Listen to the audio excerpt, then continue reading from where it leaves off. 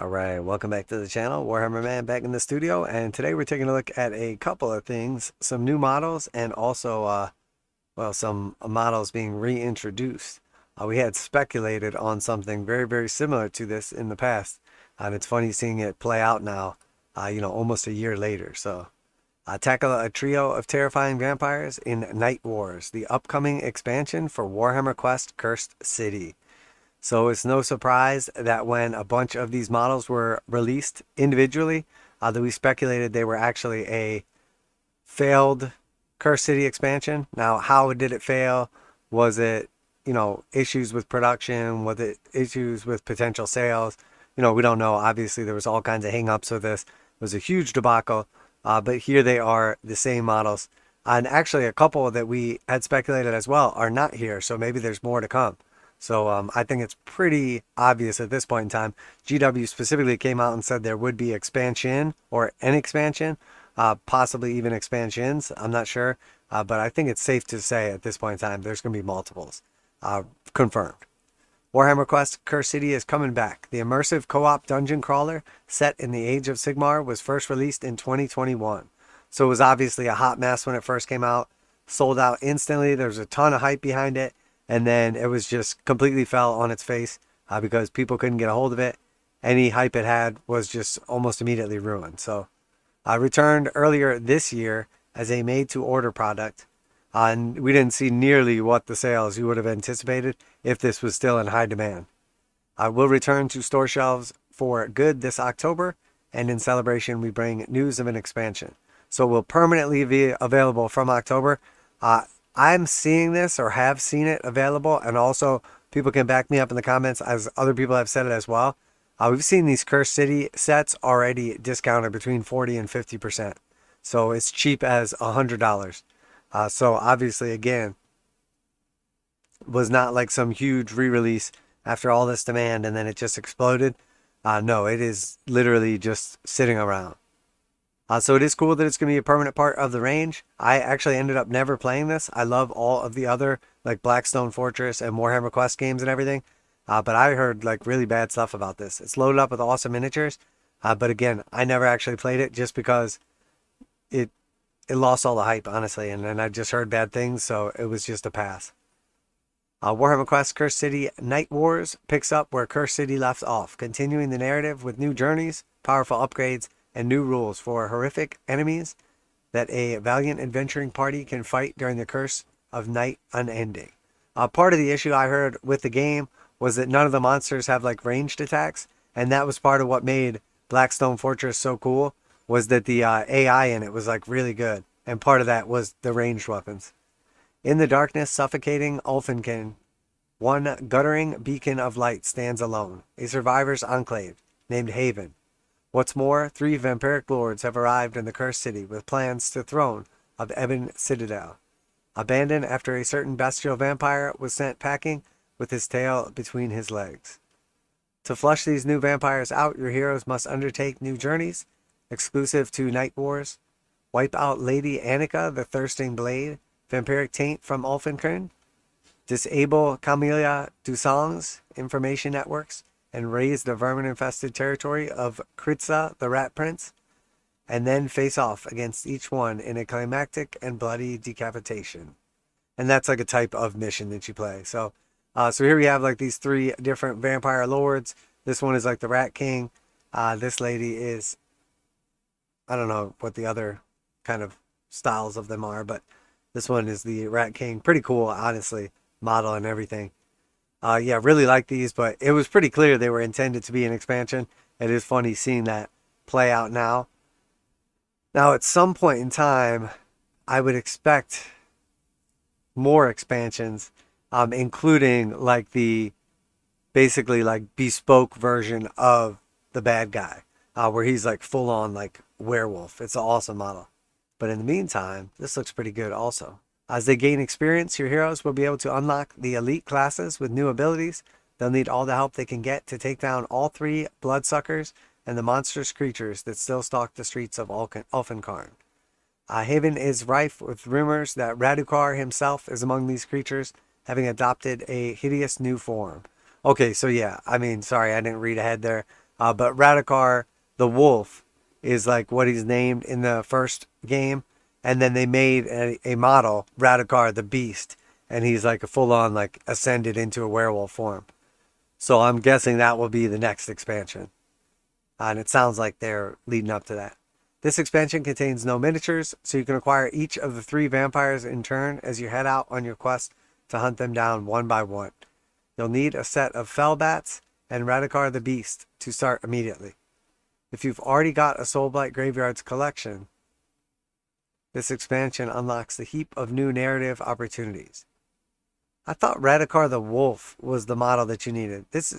Alright, this kind of throws me off. You'll need a set of fell bats. And the fell bats are separate. They're not part of the Cursed City game. And then obviously these 3 vampires are all available separately. And then it's saying, and Radakar the Beast. So it leads me to believe that you're going to be fighting Radakar at the end of this. I don't know. I don't like the way that that's all worded. You should know what's in the set and what to expect. So we see, obviously, they have said that these 3 vampires are in it. Yeah, that's just so interesting. So this is the expansion. It's going to basically be the stat cards, some little bits of like boards, some tokens, some other stuff, and then the quest book, but no models. Yeah, I think that's a mistake, honestly. I mean, I get they already released the models separately, but I don't know. Very interesting decision. If you have yet to play the Cursed City, you'll have your chance later in a year. The immersive cooperative board game tasks you with commanding a band of heroes to take on corrupt controllers of Ulfenkarn, and it can even be played solo. It comes with 60 incredible miniatures, which can also find homes in your Order and Death collections. And there'll be more about the expansions to come. So interesting. The fact that they literally say, rife in rumors that Radakar himself is amongst these creatures, having adopted his hideous new form. And then them saying also, you'll need a set of Fellbats and Radakar the Beast to start immediately. The expansion contains no miniatures, so you can acquire each of the 3 vampires in turn as you hunt them down. You'll also need so it seems like basically what you're going to need to play this expansion. You're going to need to go buy these 3 vampire models for like $30 a piece. You're going to need a set of Fellbats, which I think is like $50 for the box of them.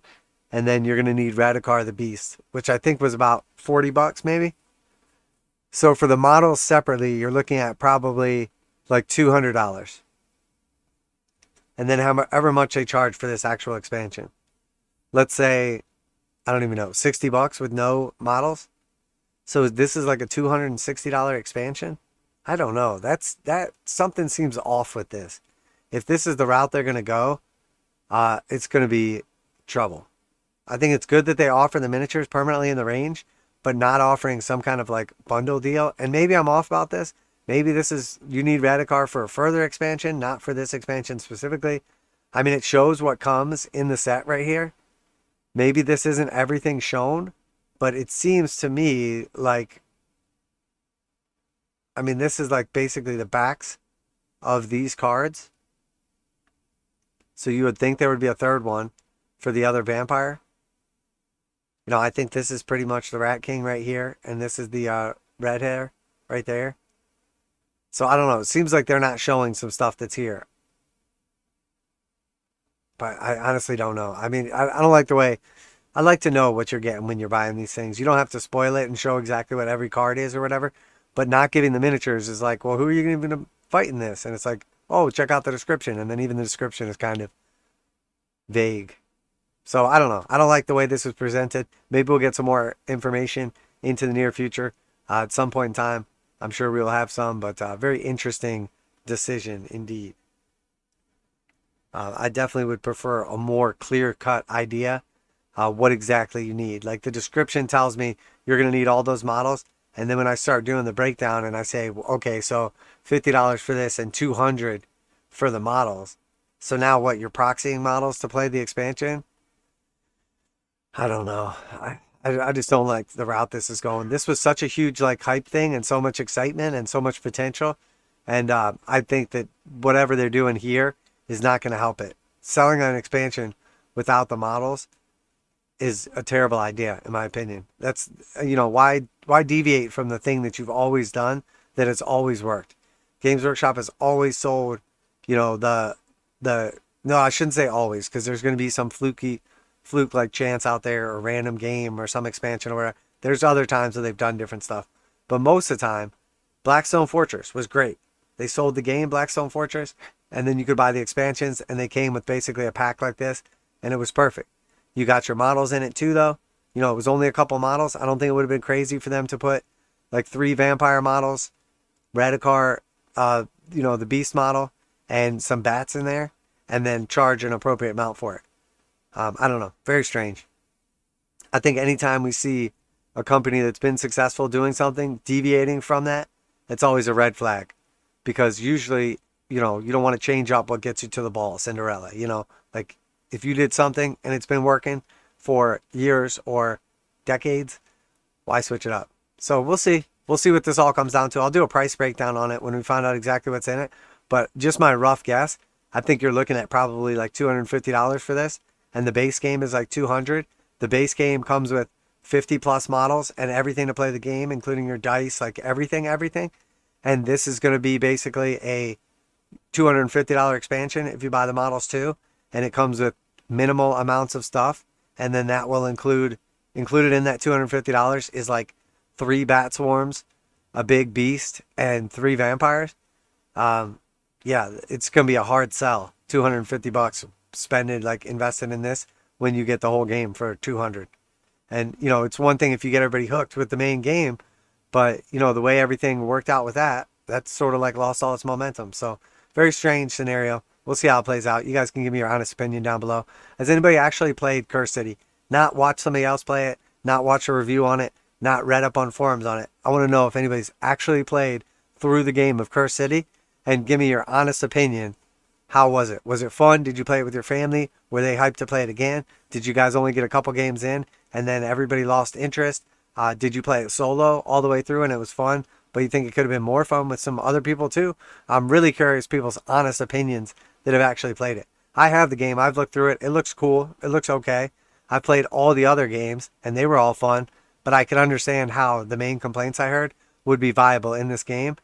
And the only time I've seen it like being played was on, I can't think of the guy's name, but he does like a show where he does it, and he plays a lot of these games solo, and it wasn't fun, but he's just like grinding through them, rolling dice, rushing through, mumbling through the cards. Like, it's not how you would like play a game and have fun and like have battles and stuff. So I'm interested in anybody who has an honest opinion on this. So we'll go ahead and wrap it up there. If you enjoyed today's video, reactions, reviews, news, painting, modeling, conversion tutorials, pretty much just themed gaming stuff, all kinds of good conversations and opinion pieces, as well as, all of our Warhammer 40,000, Kill Team, Necromunda, Age of Sigmar, Warcry, Horus Heresy, and then, of course, all of the other spin-off games as well, including Curse City. Make sure to like and subscribe for daily content. I appreciate each and every one of you. That's it for today. Warhammer Man Studios. I'm Warhammer Man, and I'm out of here.